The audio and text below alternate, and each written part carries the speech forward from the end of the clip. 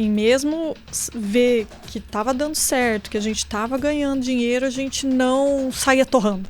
Então a gente não precisou desembolsar muito diretamente, né? A gente deixou de receber, deixou de fazer divisão, mas a gente reinvestiu tudo que a gente ganhava, né? Que o Brasil ainda oferece oportunidade para a gente, num primeiro passo, crescer em pelo menos mais 1.000 unidades. O plano inicial é que em 2 a 3 anos a gente dobre o tamanho da rede, em relação a 22, né? Rumo ao primeiro bilhão aí na ortodontia, né? É. Até alguns anos atrás, quem precisava colocar um aparelho nos dentes ficava com aquele sorriso prateado. Mas a tecnologia melhorou e o Brasil é um dos pioneiros na ortodontia. Era natural, portanto, que surgissem aqui negócios ligados a essa área. Em 2002, 5 amigos recém-formados na Universidade Estadual de Londrina se uniram para criar a Orthodontic, uma clínica especializada em ortodontia. A clínica deu certo e acabou virando uma rede, que hoje tem quase 300 unidades e faturou no ano passado mais de 400 milhões de reais. Os planos para 2025 são dobrar de tamanho e de faturamento. E quem contou a história da clínica aqui foi a Cláudia Consalter, uma das cofundadoras da rede.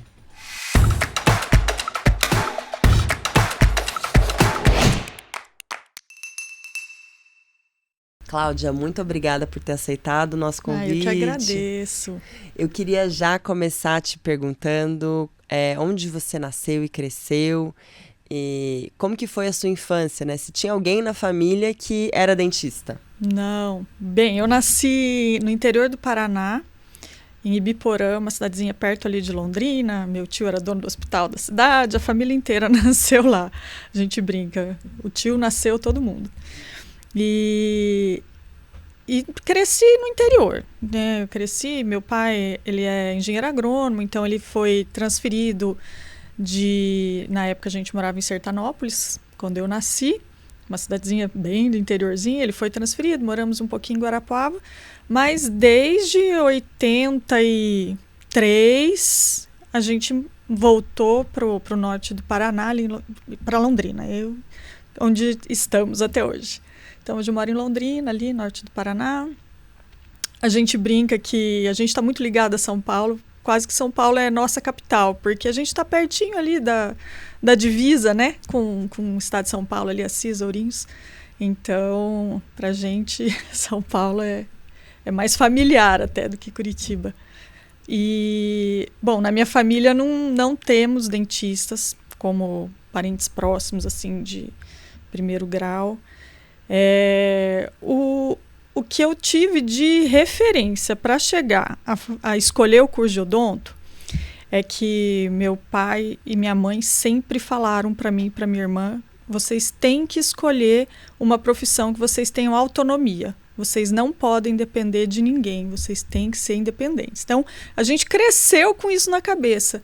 E, de alguma forma, toda vez que eu pensava, nossa, o que eu vou fazer? Eu levava isso em consideração, né? A minha mãe é professora de matemática, meu pai é engenheiro agrônomo e meu pai, a partir de um determinado momento, seguiu para a carreira de funcionalismo público, né? Ele teve muitas iniciativas privadas e depois de algum tempo ele foi para a Secretaria da Agricultura do Paraná e foi funcionário público e minha mãe professora.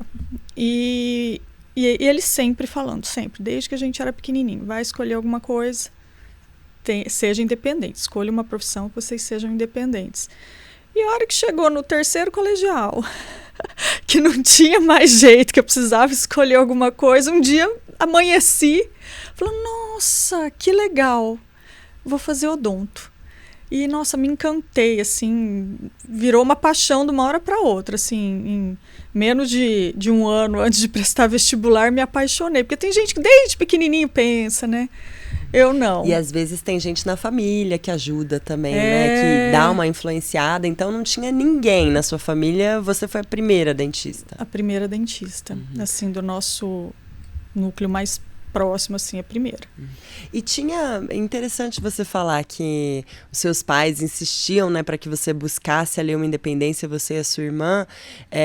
Eles sofreram de alguma forma ali na carreira deles por depender de outras pessoas, por não ter uma carreira ali tão autônoma, né, que dependesse um pouco mais de empregos? Olha, eu acho que eles já eram meio visionários na época, assim, do jeitinho deles. Mas meus pais já estão aí entre 70 e 80 anos. Então, eu acredito que a criação deles foi machista e eles reconhecem. Então, acho que o que eles pensavam era que a gente não podia depender primeiro de um marido, né? Então a gente precisava ter a nossa carreira eu preciso comprar alguma coisa para mim, eu tenho que ir lá e comprar, não posso pedir para ninguém. E também por ser mulher, né? A mulher requer essa liberdade para cuidar dos filhos, cuidar da casa, porque tem coisa que por mais que a gente divida, né? Hoje meu marido é super parceiro. Né? Eu não vou dizer que ele me ajuda, a gente realmente divide as coisas. Mas tem coisa que o filho pede para a mãe, não tem, acho que até pela ligação ou pelo perfil. Então, eu vejo assim, na hora da bagunça, da brincadeira, vão passear, é o pai. Aí na hora do mãe, preciso de uniforme, preciso tô com dor de garganta, é a mãe, sabe? Então, a mãe precisa, às vezes, ter essa maleabilidade, quando possível, né? Então, acho que eles já pensavam nisso, da gente escolher uma carreira que nos permitisse essa liberdade financeira e essa flexibilidade de tempo para a gente não poder cuidar da família, filho, enfim. Então, eu acho que foi mais nessa linha. Eu vejo a família da minha mãe. Minha mãe foi a única filha. No meio de 4, ela é a única mulher. Então, eu acho que ela já tinha ela já tinha passado, né, pela vivência de os irmãos tinham algumas benefícios que ela não tinha, talvez, sabe? Então, ela já... E o meu pai reforçou, então... Já cuidou do futuro ali das filhas, né? A sua irmã não quis fazer odonto? Menina, minha irmã não. Ela seguiu a mesma ideia, né? Ela fez fisioterapia. Também na área de saúde, Também, né? Na área de saúde. Ela fez fisioterapia, trabalhou, muito tempo num hospital de referência no Brasil, no Sara, em BH. E saiu do Sara para abrir uma franquia da Ortodontic. Ah, olha só, então a gente... 3 anos. O ciclo se fecha, né? E ela continua em BH, feliz da vida, e com uma franquia. Hoje ela nem exerce mais físio. Mas então, antes de chegar na história da franquia, vamos começar na sua história dentro da odontologia, né? Então, você decidiu de uma hora para outra que ia ser dentista e foi prestar vestibular. Isso. E na faculdade você conheceu os seus 5 sócios? Como que foi esse encontro entre vocês? Nós somos em 5, né? Então eu conheci os outros 4 sócios na faculdade. Nós éramos da mesma turma. Que, só para lembrar que é o Fernando, a Ana Lúcia, o Edmilson e o Edilson. Isso. Anotei os nomes aqui, fiz uma colinha. Nós éramos da mesma turma na faculdade e... Parece que a galera que tem o mesmo estilo, assim, vai se juntando, né? Então, a gente era da turminha que tava sempre junto, fazendo churrasco, indo pra festa e tal. Era da turma do fundão. Mais ou menos, era. Mas, então, a gente era uma turma até maior, né? A turma do fundão, tipo, era... maior, e a gente estava sempre junto, sempre, né, uma turma bem unida. A nossa turma, inclusive, na nossa época de faculdade, era uma referência. Era muito unida e estava sempre, permeava por todas as outras turmas, estava sempre fazendo alguma coisa bacana, organizava as viagens para ir em congresso, era muito legal. E aí a gente se conheceu na faculdade, com exceção de mim e da Ana, que nós já estudávamos juntas desde o colegial. Nós estudávamos na mesma sala, a gente já se conhecia desde o colegial. E fizemos faculdade juntas, estamos juntas até hoje. E depois que a gente saiu da faculdade, por um pequeno espaço ali de 2 anos, a gente saiu numa época que ainda o profissional, o recém-formado, tinha o sonho de montar o consultório, sabe? Queria fazer aquela carreira de ter a sua carteira de clientes num consultório dele e tal. Só que a gente, lá em Londrina, a gente já não tinha mais também a pretensão de ter um consultório no centro da cidade e tal. Não, a gente já não tinha mais essa abertura de mercado para ser uma referência na cidade, no centro e tal, porque já estava com um excesso de profissionais na época, né? Já estava saturado o mercado local. Já estava. Então a gente foi para bairros, né? Cada um escolheu um bairro, montou seu consultório lá e passou-se esse 2 anos. E assim, a profissão de dentista é maravilhosa. Eu, assim, sou apaixonada até hoje pela profissão. A gente tem acesso a histórias assim muito bacanas de pessoas que às vezes a gente no nosso dia a dia, como com a gente está tudo bem, a gente não percebe, não dá valor. Mas o quanto tem pessoas que mudam de vida o dia que você reconstrói um dentinho da frente que estava quebrado. Passa a sorrir, né? A pessoa não sorria mais. É surreal, é surreal. Então, é uma profissão maravilhosa, assim, o quanto a saúde bucal influencia na saúde geral, e as pessoas não têm essa informação até, né? As pessoas não sabem, mas é uma profissão maravilhosa. Porém, ela não é escalável. Então, eu tenho uma história muito engraçada, que eu tinha era eu e minha secretária no meu consultório. Ela era uma gracinha, super comprometida, mas é uma pessoa que eu ensinei ela, desde o comecinho, assim, eu que ensinei ela a limpar as coisas, guardar, atender, a auxiliar. Nossa, eu ensinei ela e ela aprendeu super bem, super rápido. E assim, o meu termômetro para algumas coisas é o jeito que as pessoas me chamam, né? Elas podem me chamar de Cláudia ou podem me chamar de Cláudia. Ela me chamava de Cláudia. Então eu fui ensinando ela. Eu vou lavar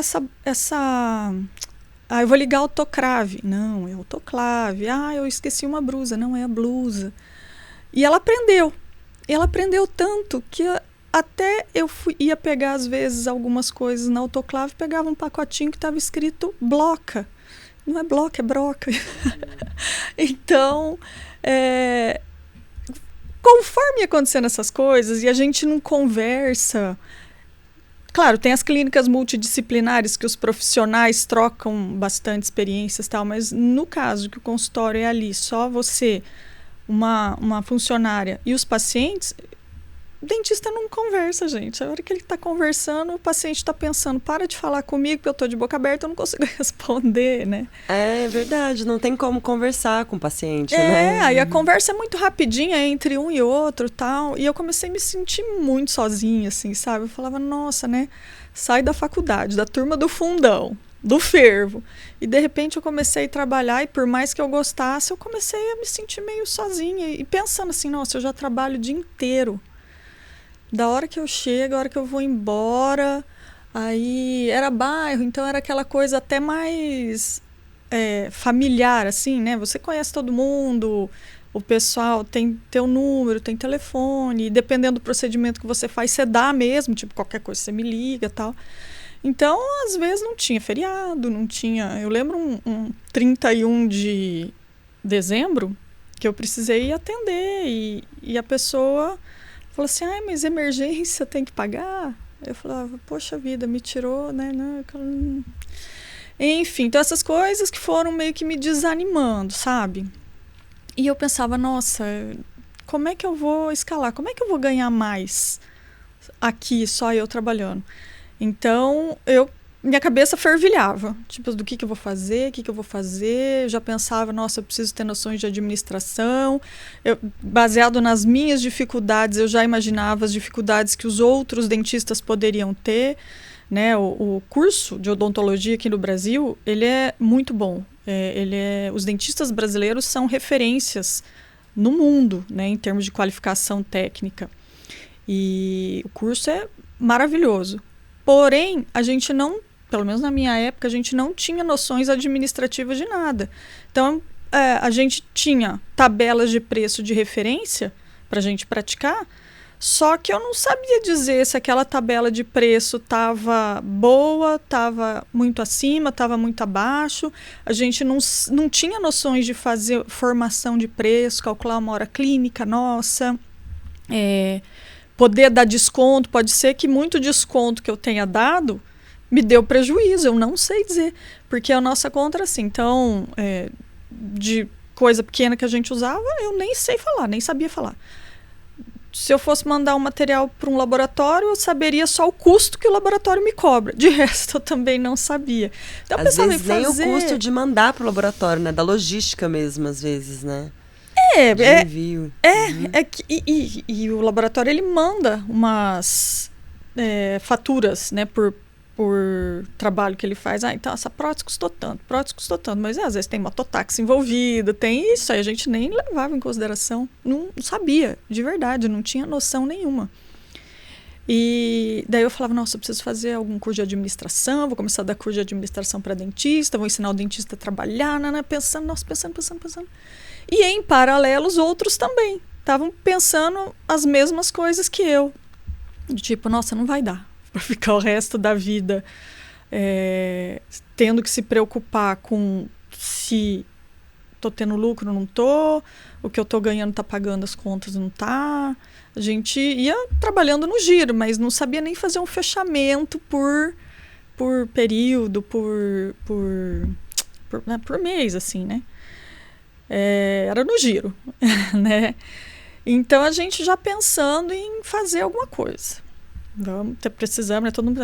Um dia eu estava dando uma volta junto com uma outra amiga que era amiga da turma também, que ela queria montar um consultório e queria andar pela cidade também para achar um lugar. E nós duas andando junto no fim de semana, passamos por onde era o consultório do Fernando e da Ana, e eles estavam por lá, estavam ali arrumando no fim de semana para começar e tal. Aí a gente começou a trocar uma ideia e já falou, nossa, não vai dar, né? Não vai dar e tal.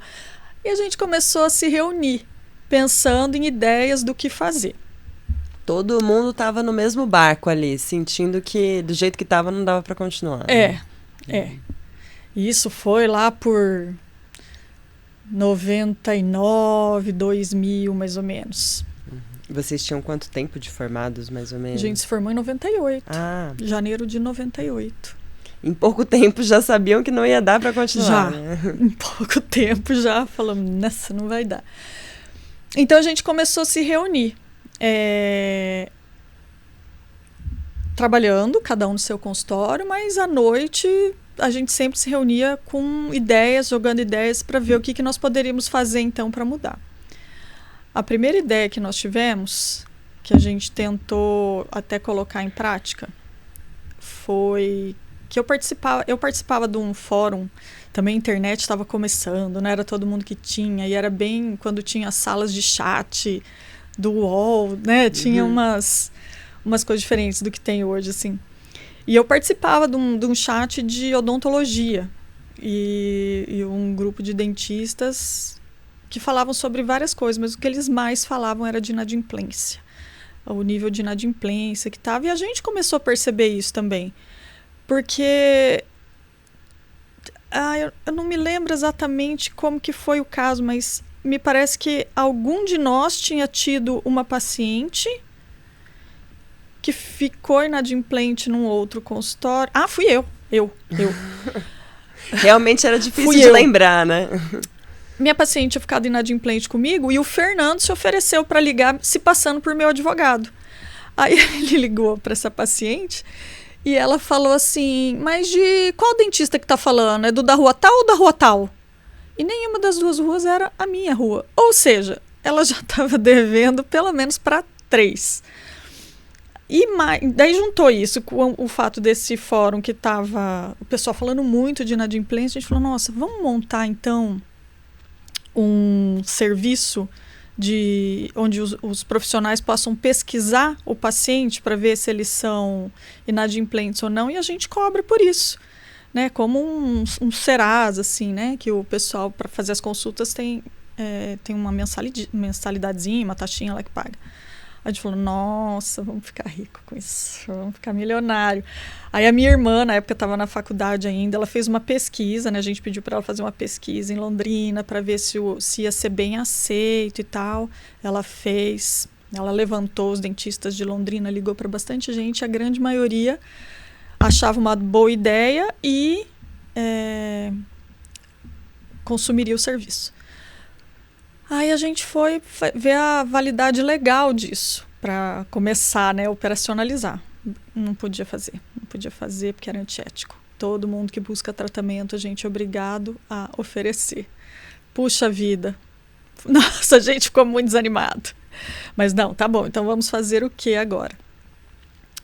Aí, na época, então vamos fazer... O Fernando tinha passado por uma experiência na época da faculdade de visitar escolas vendendo kits de higiene. E aí, vamos retomar essa história? Vamos visitar escolas, a gente vende o kit de higiene e quem se interessar pelo tratamento, a gente monta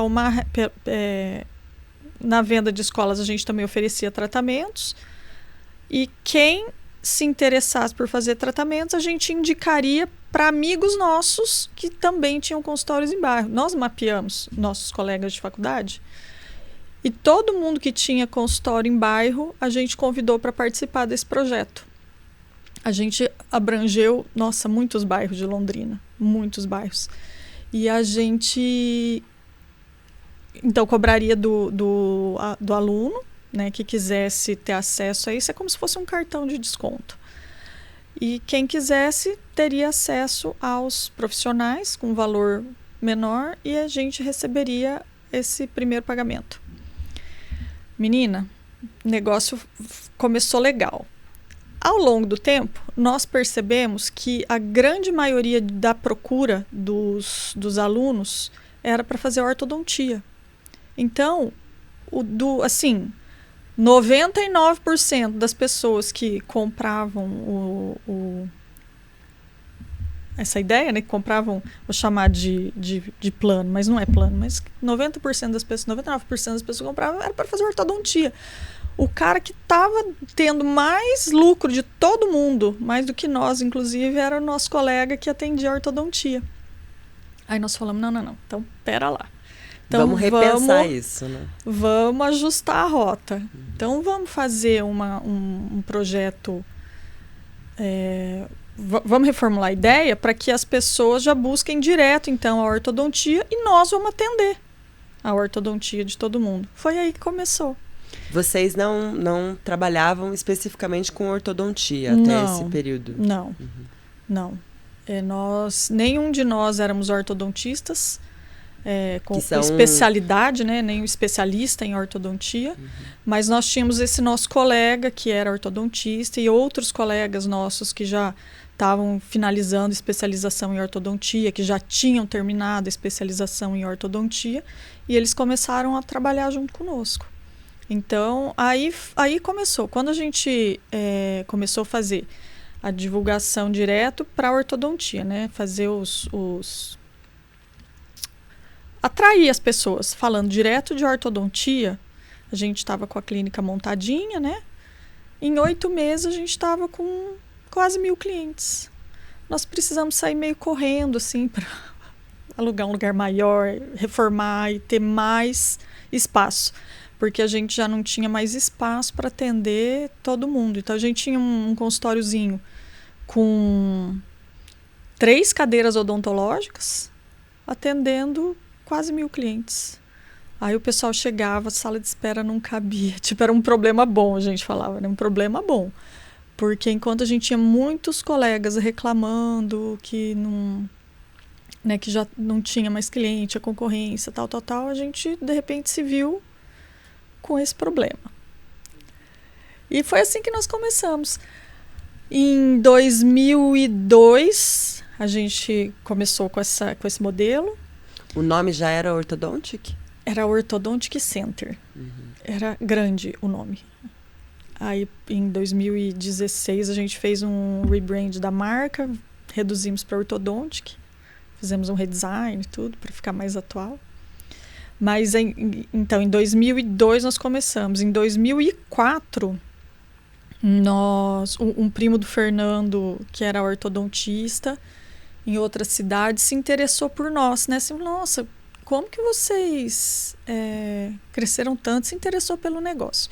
Nesse meio tempo, desde que a gente começou até essa história, a gente sempre buscou muito apoio, muito conhecimento. Como eu te falei, a gente vem de uma área que é extremamente técnica e não dava noções de gestão para a gente. Então, a gente sempre buscou muito conhecimento, né, fora.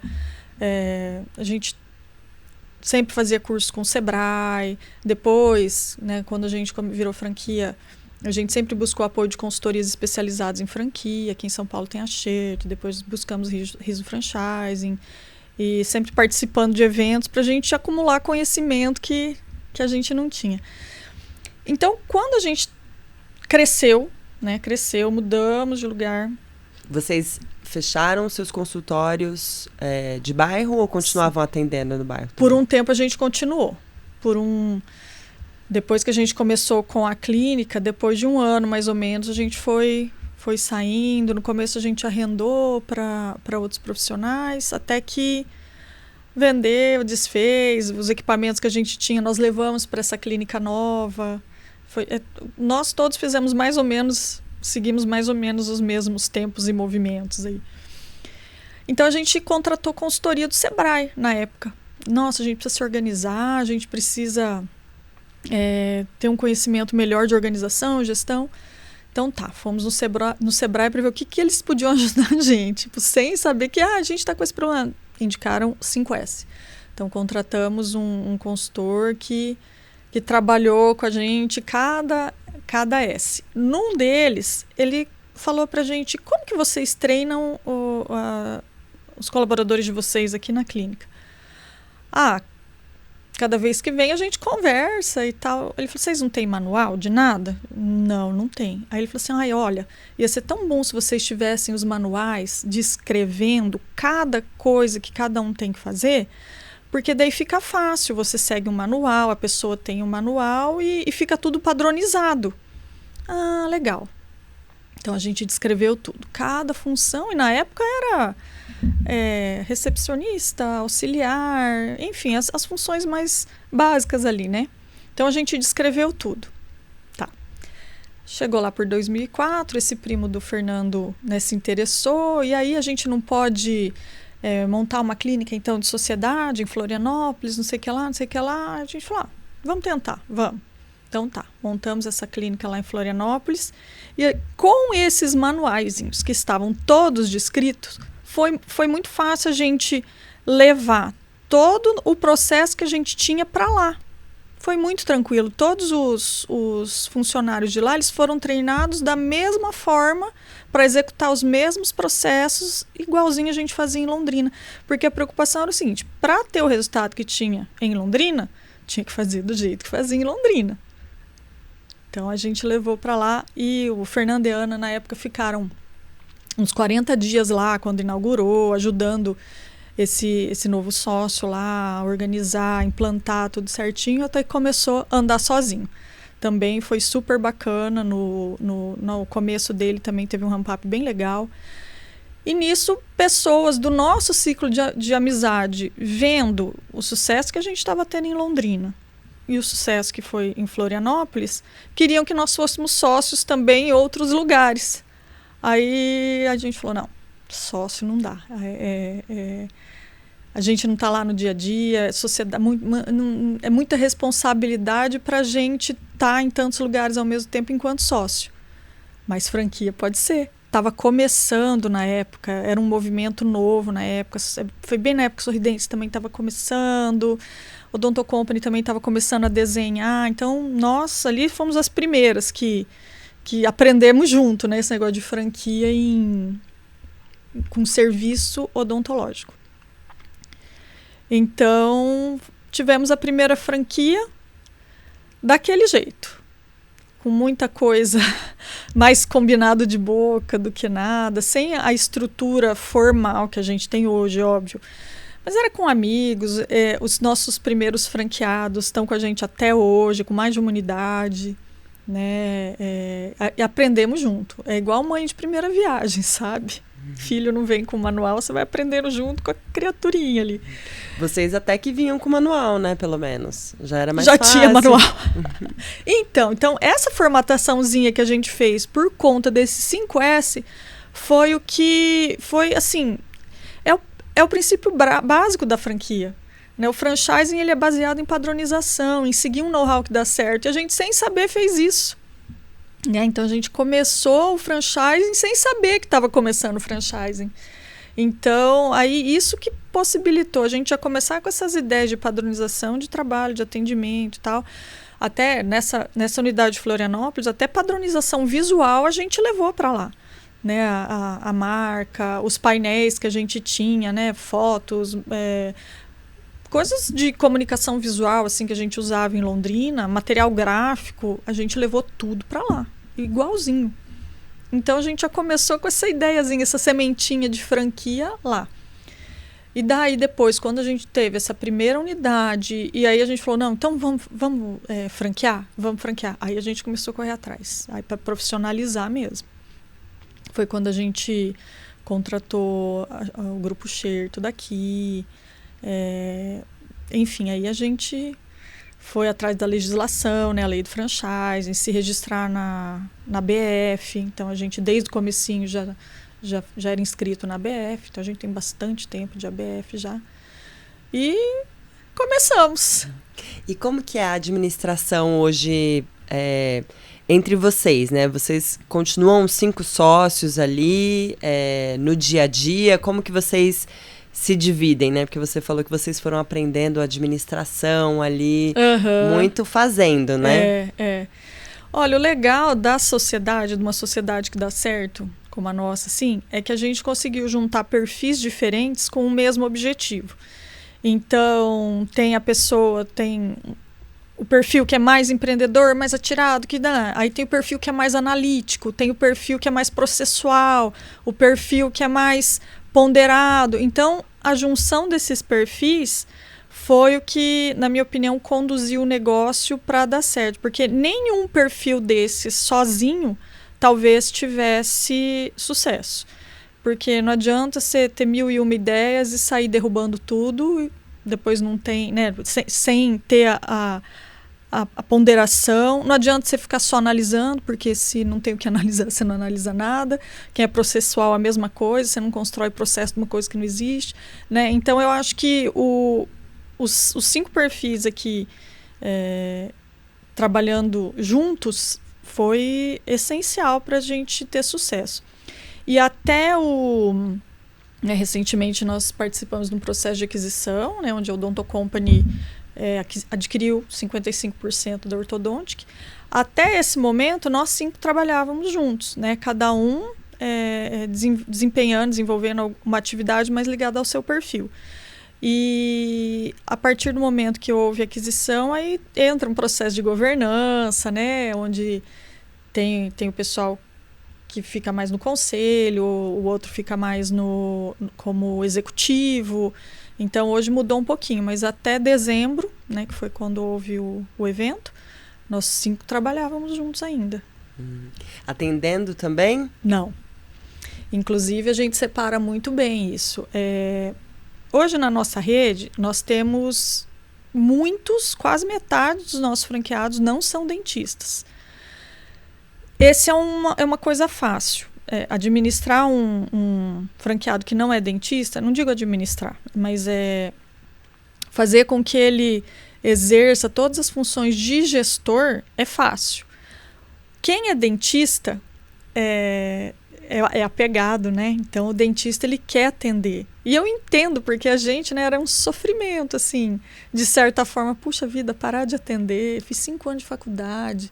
Eu fiz um curso de pós ainda, eu tinha um sonho de seguir para reabilitação e fazer grandes trabalhos para deixar as pessoas felizes. Então, a gente tem um apego mesmo. E você falar pro cara que tá comprando uma franquia, falar, você vai ter que parar de atender, às vezes assusta. Porém, a gente tem que fazer, né, o franqueado entender que agora ele é dono de um business, né, um negócio. A gente fala assim, olha, tanto para o dentista como para o não dentista. Vamos supor que aqui não fosse uma franquia de odontologia e fosse uma franquia de pizza. O dono da pizzaria não é ele que está lá montando a pizza. Então, franqueado que não é dentista, não se preocupe. Você vai contar com excelentes profissionais para prestar o atendimento e a ortodôntica tem todos os processos que vão garantir isso para você, que vão te ajudar. Dentista, na pizzaria não é o dono que faz a pizza, então não se apegue. Solta o mocho, aquele banquinho. Você não precisa estar lá atendendo. Se você ficar atendendo, você não tem que fazer toda a gama de atividades que um gestor precisa fazer, que é o que vai garantir o sucesso. Né? Se você estiver lá atendendo, como é que você vai fazer a tua unidade performar para trazer resultado? Não dá, né?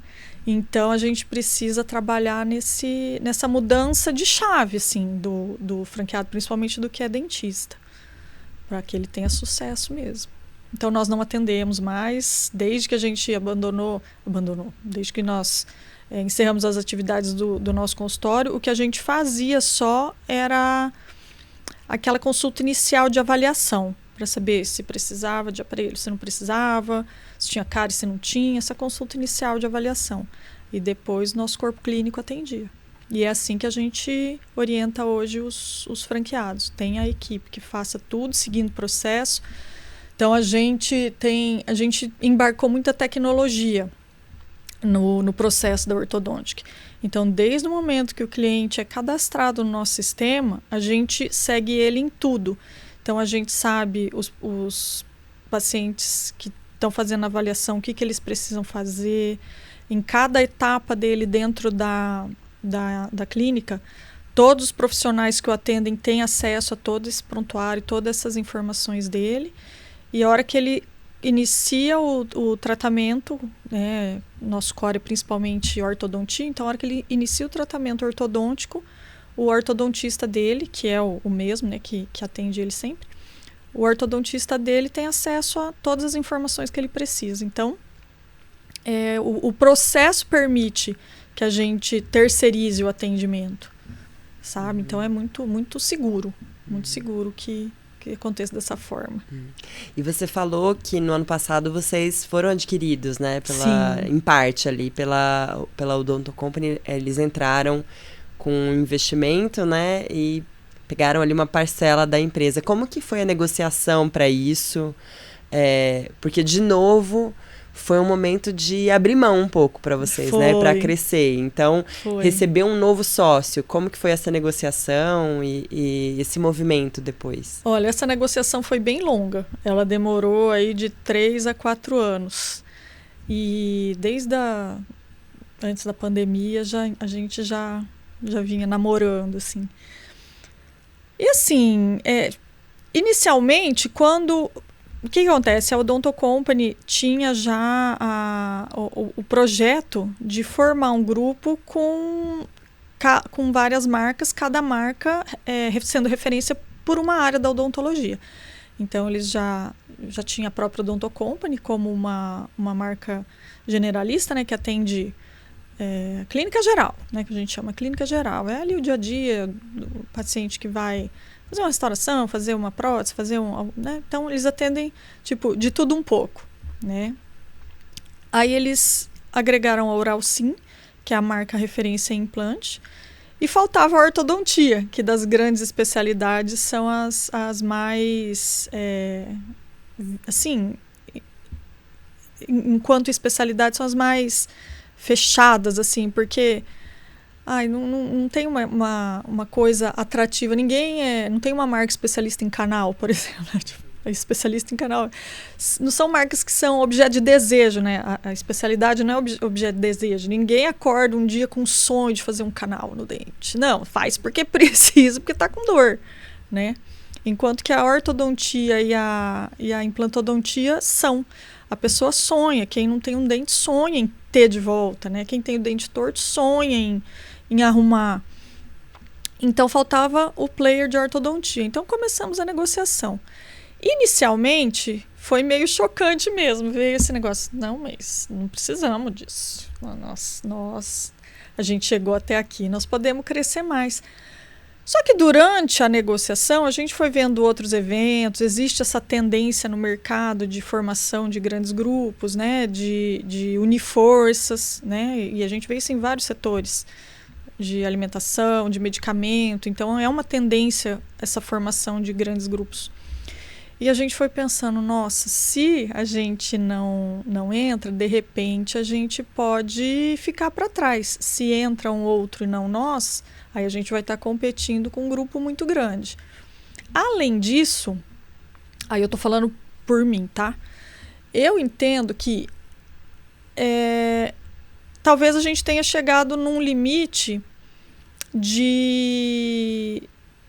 Eu vou usar conhecimento por falta de uma palavra melhor, mas nós, 5 dentistas, talvez tenhamos chegado no limite para continuar um crescimento grande, né? Então, a Odonto Company estava ali já com uma parceria com a SMZTO, que já é uma gigante no franchising, e esse tipo de parceria traz muita força para quem está dentro. Porque um grupo grande tem acesso a muitos produtos e serviços, informações e conhecimentos que um grupo sozinho menor não vai ter, né? Então, hoje a gente vê o quanto essa parceria está sendo boa para a gente. Mas, na época lá atrás, eu comecei a pensar, falei, talvez, se a gente tem mais ou menos a mesma idade, e a Odonto Company despontou depois que entrou, né, que a SMZTO passou a ser parceira. Talvez o que falta para a ortodôntica crescer, Oralsim, mesma coisa. A Oralsim também teve um crescimento, uma profissionalização muito maior. Porque, por sinal, a Oralsim também é de Londrina. Os fundadores, um dos fundadores também era nosso colega de classe. Nossa, classe empreendedora essa era. Uhum. Então, um dos fundadores da Oralsim também era da nossa turma. E a gente pensou, nossa, a Oralsim também teve um crescimento, uma profissionalização bacana depois que eles passaram por esse processo de aquisição. Talvez seja isso que falte para a gente. E, particularmente, tem se comprovado para mim essa minha teoria. Porque a gente vem aprendendo muita coisa, sabe? A gente tem tido acesso a muita coisa bacana, assim, depois que a gente passou a fazer parte. A gente é recente, né? Foi comecinho de dezembro, começou a valer mesmo lá por fevereiro, né? Tipo, que a gente começou as primeiras reuniões, começou a ter metas mais bem desenhadas e processos e acessos a cada reunião que a gente faz. Nossa, é uma delícia, assim, coisas que a gente ouve que você traz para dentro de casa e fala, dá para implantar aqui e a gente consegue um resultado bacana. Então, de certa forma, a gente era uma empresa familiar, né? Então, a Ana e o Fernando são casados, o meu marido é primo do Fernando, o Edilson e o Edmilson, eles são... Nossa, a gente convive junto faz tanto tempo que são da família também, somos amigos. Então, de certa forma, nós éramos uma empresa familiar. E a partir do momento que você começa a crescer e já não é mais só a gente já tem uma rede, né? Nós finalizamos 2022 com 274 unidades em operação, fora as que estavam no nosso backlog para inaugurar. A gente já tem que ter um nível de profissionalização maior, então as tomadas de decisão já tem que seguir um pouquinho mais uma governança, assim, né? E eu acho que a parceria trouxe isso. Agora chegou a hora de profissionalizar para continuar um crescimento consistente, e é o que vem acontecendo, né? Então, agora nos primeiros meses aí, né? Primeiros meses, já estamos em outubro. Mas a gente já observou um crescimento da rede maior, né, do que comparado a 22. Então, então, primeiro semestre de 23 agora, nós vendemos 50 unidades a mais do que no primeiro semestre de 22. Né? Então, a gente já percebeu assim, e a gente sempre foi muito preciosista, sabe? A gente sempre prezou muito por processo muito bem desenhado, desde o começo. Processo muito bem desenhado, muito criterioso, tal. E algumas coisas realmente a gente para pensar e às vezes engessa um pouco. Por outro lado, algumas coisas que às vezes a gente não dava muita atenção, observamos que era importante dar, sabe? Então a gente vem percebendo que essa profissionalização ela é importante, assim, para o crescimento sustentável, sólido, é importante ter. E fora que, né, como eu falei, cada reunião que a gente faz, a gente tem opiniões, sugestões, visão de pessoas que têm uma experiência no meio do franchising maior do que a nossa. Então, a gente super respeita, leva muito em consideração, avalia. Vez ou outra, a gente... Se por um lado a gente não tem o conhecimento de outras marcas profundamente, a gente conhece a nossa muito bem. Então a nossa, em termos de operação, né? A gente sabe muito bem o que funciona, o que não funciona, o que dá para mudar, o que não mudar. Então a gente também avalia bastante. E a nossa opinião também é muito respeitada. Né? Então, por que não faz assim? Porque assim. Não, então pode... Então a gente chega num determinador comum que sai todo mundo ganhando. Nosso franqueado, eu acho que é a principal peça ali que está colhendo benefícios dessa parceria. De forma geral, eu acho que o ser humano ele precisa de referências para tudo, né? Referências do que ser, do que não ser, da onde ir, para onde ir. E essa referência para onde ir é muito importante. E a gente sempre teve. Nós temos os indicadores, né, que todo mundo precisa tá de olho, precisa acompanhar para garantir o resultado da operação. Mas a gente viu que nós temos outros indicadores que complementam os que a gente já tinha, que estão ajudando no sucesso do negócio. Então, a gente hoje conta com até ferramentas de acompanhamento das nossas unidades que a gente não tinha antes e que estão ajudando bastante, sabe? Enfim, hoje eu vejo que fizemos a escolha certa. Né, E hoje vocês têm quantas unidades espalhadas aí por quais regiões do Brasil? Nós temos 293 unidades hoje em operação e estamos em todas as regiões. Mais fortemente aqui no sul e sudeste, né? Mas nós estamos no centro-oeste, no norte, nordeste, nas principais capitais do nordeste a gente está presente, Manaus, Santarém, no Piauí, lá em Teresina, Mato Grosso do Sul, Goiás. Então a gente está no Brasil inteiro. E o plano para 2025, vi uma entrevista, chegar a 600 unidades? É mais ou menos isso? O plano inicial é que em 2 a 3 anos a gente dobre o tamanho da rede em relação a 22, né? Então, para fim de 25, vamos trabalhar para dobrar o tamanho da rede. E o faturamento também? O faturamento está em torno aí de 450 milhões, mais ou menos? Para fim de 23, essa é a previsão. Aí a previsão é que, dobrando o tamanho da rede, a gente dobre na mesma proporção, ou aumente na mesma proporção o faturamento. Rumo ao primeiro bilhão aí na ortodontia, né? Rumo ao primeiro bilhão. Mas, e é muito bacana, quando a gente pensa em crescimento sustentável e consistente, todo mundo sai ganhando, né? A gente percebe que às vezes a rede fica um pouco insegura. Mas vai aumentar. Gente, aumentando, né? Como eu falei, um crescimento seguro, sustentável. Porque a gente tem que pensar que a franqueadora, uma franqueadora qualquer que seja, ela depende do sucesso da rede dela.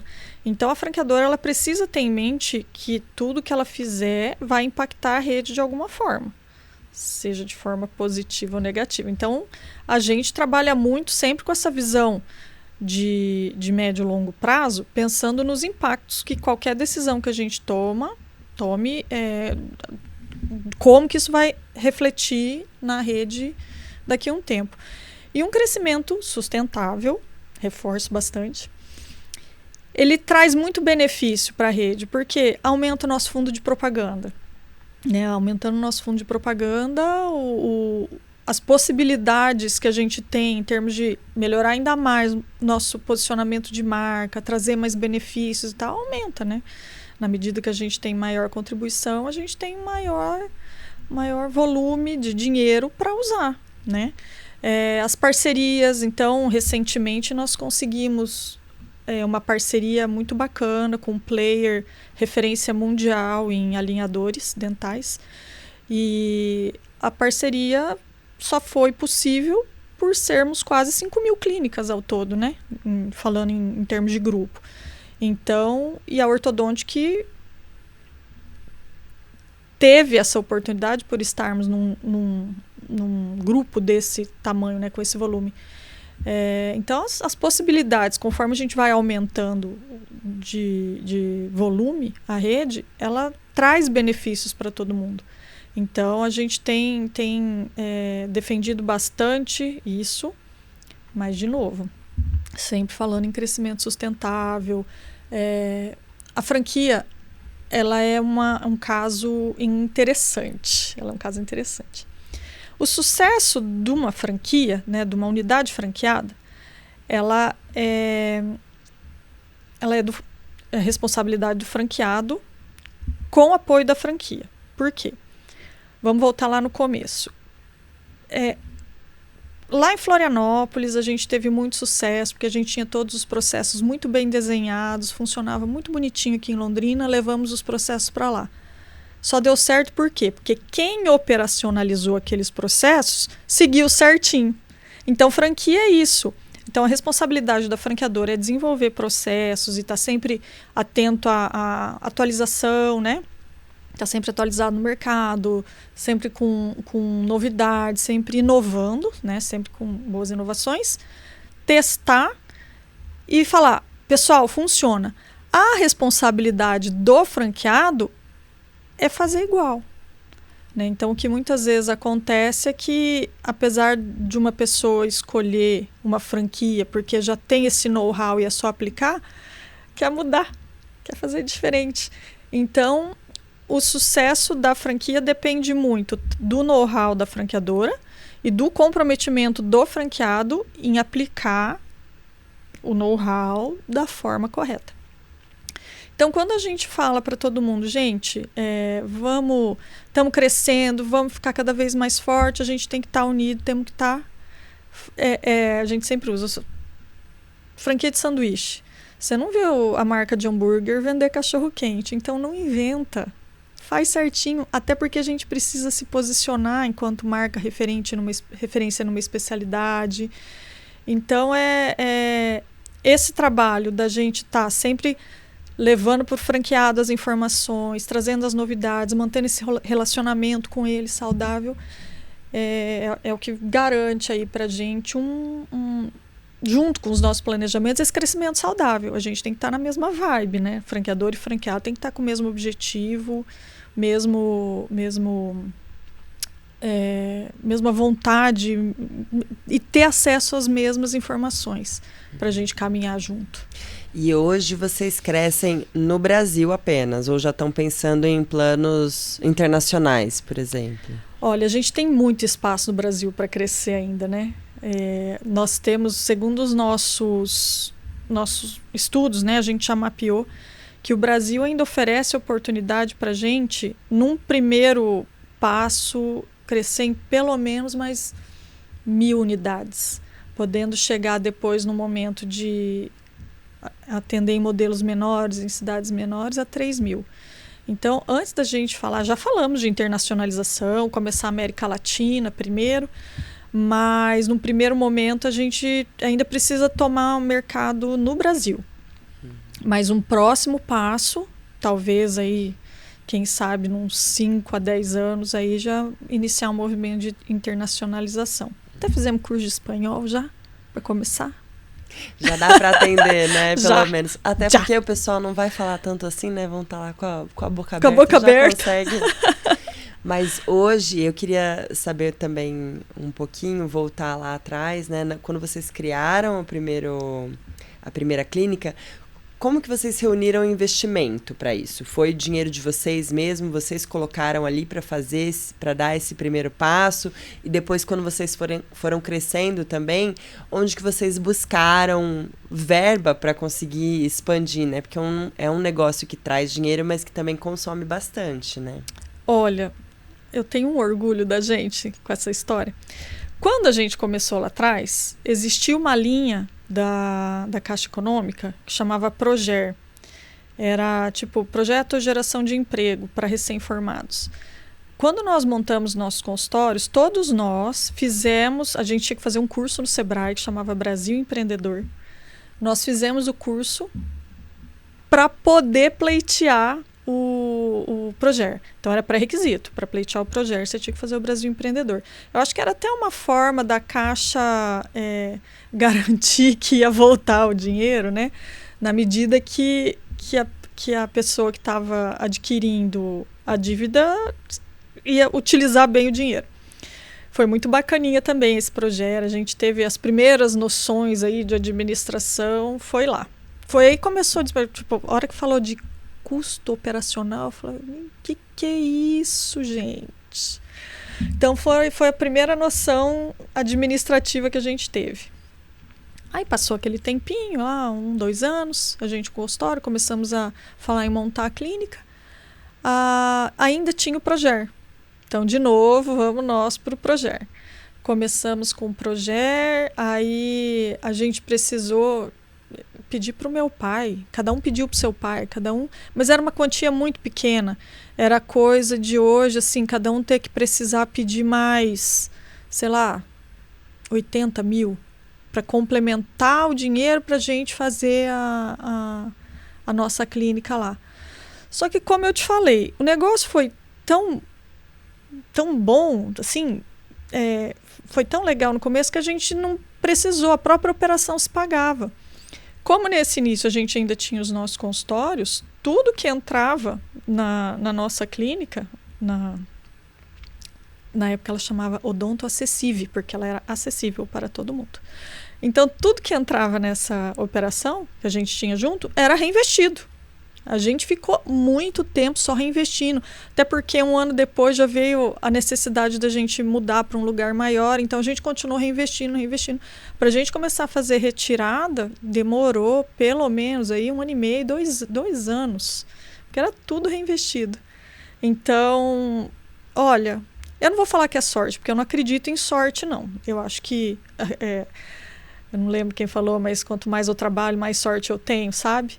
Mas é uma história bacana, assim, que a gente foi muito consciente em mesmo ver que estava dando certo, que a gente estava ganhando dinheiro, a gente não saía torrando, entendeu? A gente planejou muito bem, já tinha mirado ali que a gente queria crescer, né, ir para um lugar maior, aí depois, quem sabe, montar outra clínica, nossa, ainda, né, com a visão inicial lá, que a gente ia crescer com as nossas clínicas antes de enveredar para esse lado do franchising.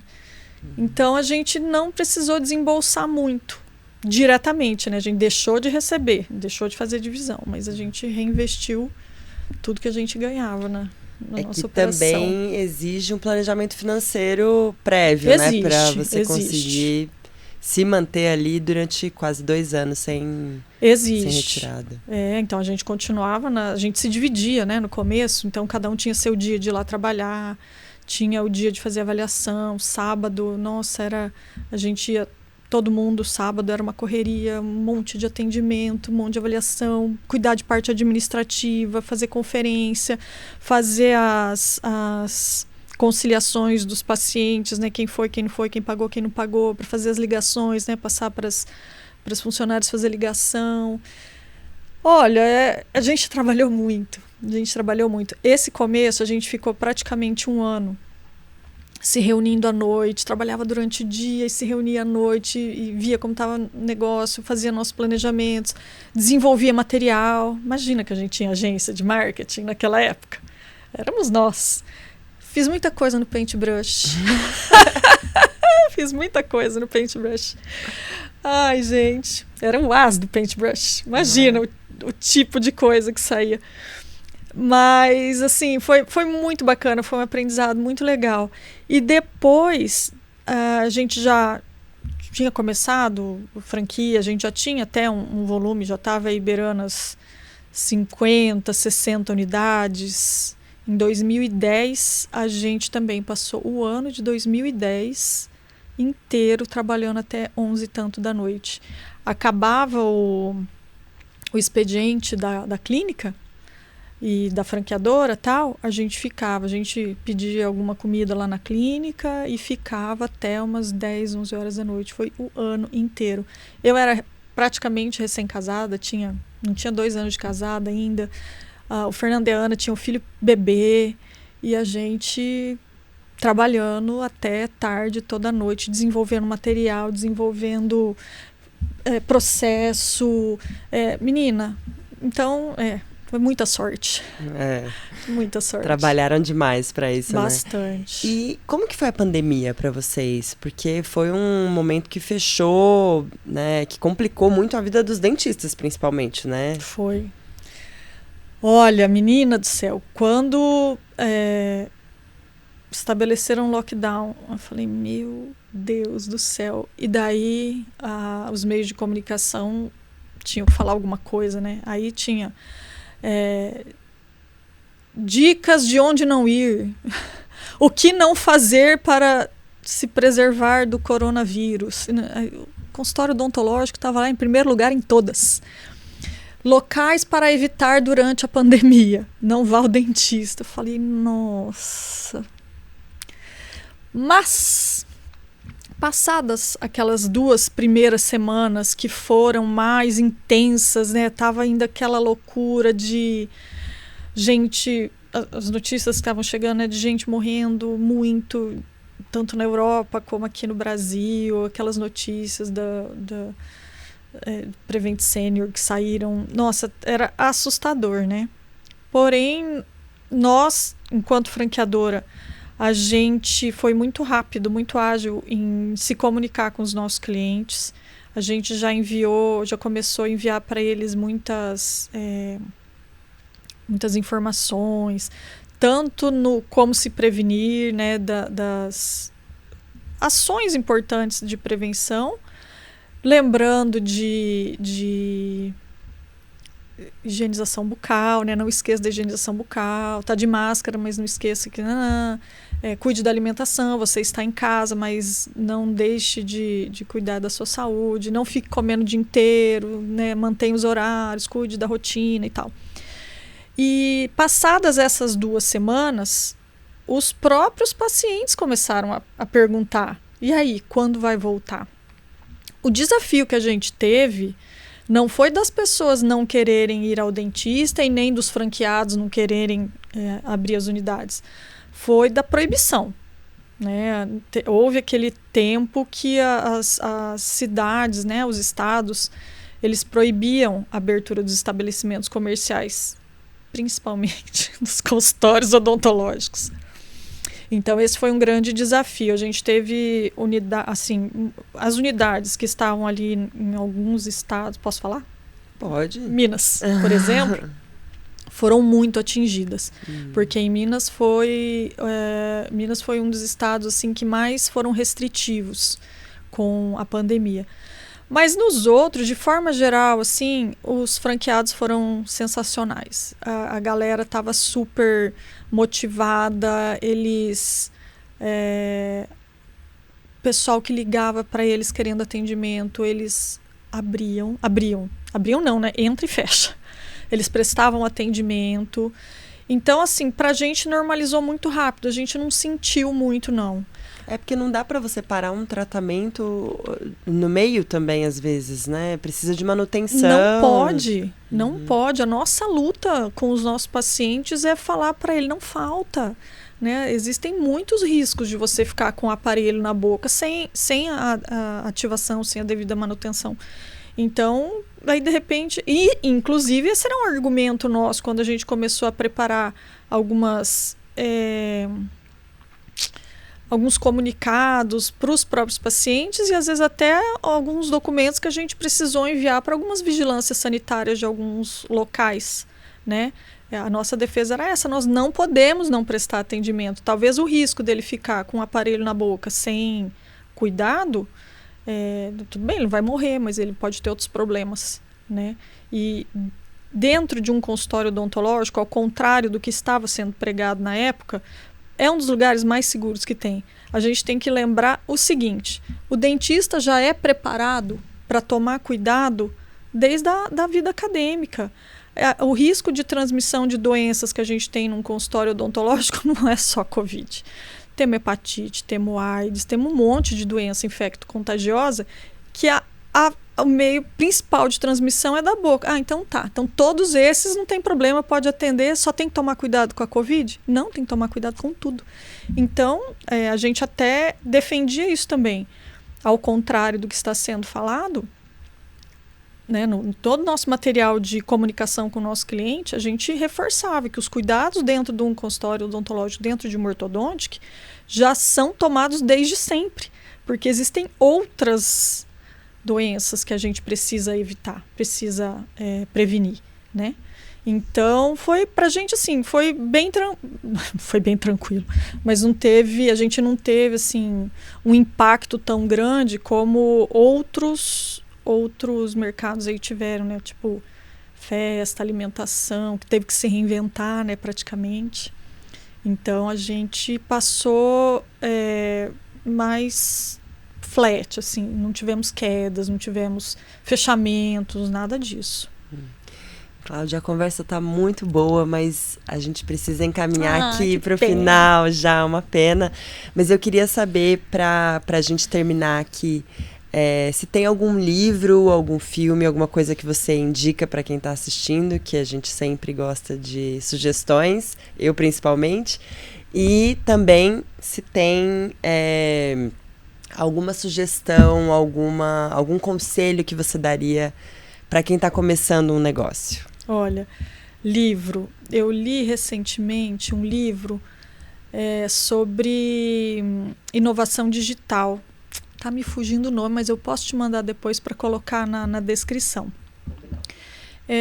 Mas é um livro sensacional, falando da educação, que a inovação digital ela é inevitável. E não adianta só você implantar, tem uma inovação digital, vou implantar e todo mundo na empresa tem que seguir. Não, ela é uma cultura. E tanto é verdade que é um exemplo bobo, né? Eu conheço pessoas mais velhas que não fazem um Pix de jeito nenhum, não acreditam. Até eu mesma, ontem no hotel, né, fui fazer um pedido de refeição, aí era para fazer pelo aplicativo. Tá, fiz. Passaram-se 25 minutos, falei, gente, será que esse trem funciona? Liguei lá, viu? O aplicativo funciona mesmo, né? Funciona, então tá bom. Então, é uma cultura digital que a empresa tem que ter. Então, antes de qualquer implantação mirabolante de qualquer tecnologia, qualquer novidade, existe uma cultura que tem que ser implantada nas pessoas do digital. E eu achei muito bacana que, se você for pensar, não é só disso que se trata, essa aculturação. Não é só pensando em digitalização, né? Tudo de novo, tudo que é novidade que você quiser implantar, vai mudar um processo, vai mudar uma forma de fazer alguma coisa, vai implantar uma novidade. Não adianta você achar que na tua cabeça funciona, é só implantar e todo mundo tem que seguir. E pra gente isso, falando em franquia, que a gente lida com quase 300 empresários que precisam comprar a tua ideia, a gente precisa trabalhar muito nessa aculturação para que a ideia funcione. Então eu achei esse livro muito bacana por conta dessa ideia, né, desse insight que me deu de realmente as pessoas precisam entender das coisas, né, para elas se sentirem pertencentes e praticarem alguma coisa, elas precisam entender. Então, depois eu te passo o nome. Combinado. E tem algum conselho que você daria para quem está começando um negócio? Olha, de novo, né, não tem sorte nessa vida. É muito trabalho. Então, acho que a clareza do que você quer e da possibilidade de conseguir. Não adianta falar assim, não, meu sonho é morar em Marte. Tá, é factível. Não, então vamos pensar assim, o meu sonho tem que ser factível. E eu construir um plano para ele viável. Ok, perseguir. E envidar todos os esforços para aquilo que consegue. Então, o meu sonho é ser persistente. Persistente no que você acredita. Muito obrigada pela conversa, Cláudia. De nada, eu que agradeço a oportunidade. Um prazer estar aqui. Obrigada. Obrigada.